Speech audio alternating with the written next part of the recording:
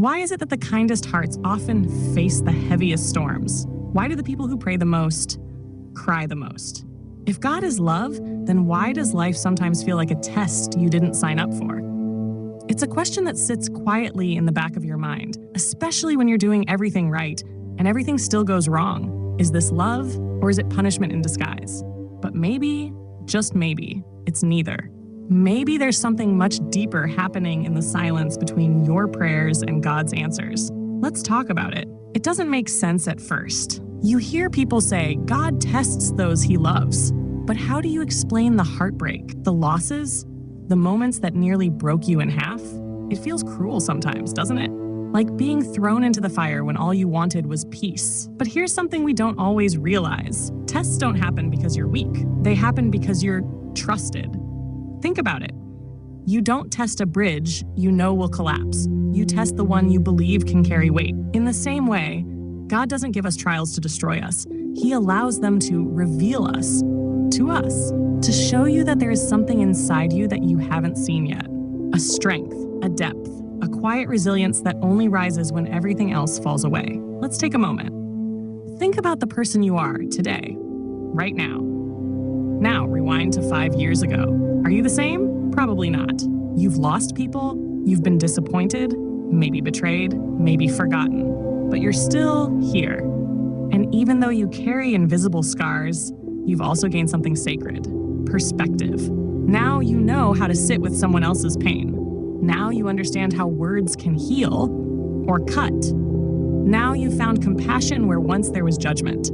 Isn't that something?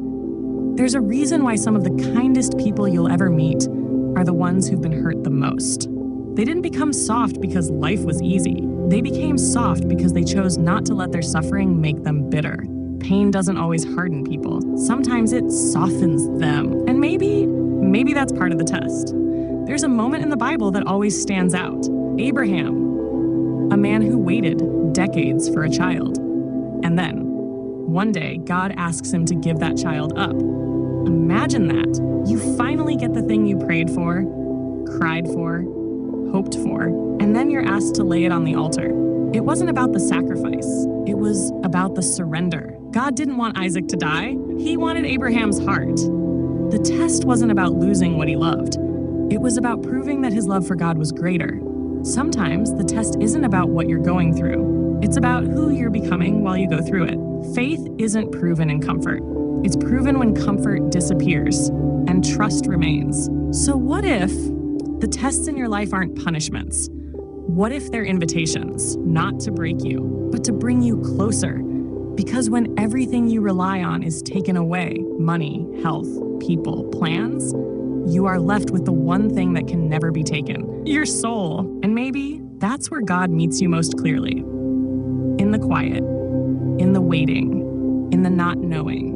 That's where your real prayers begin. The ones that aren't polished or poetic. The ones that sound like, help me. Why now? Where are you? And in those moments, something shifts.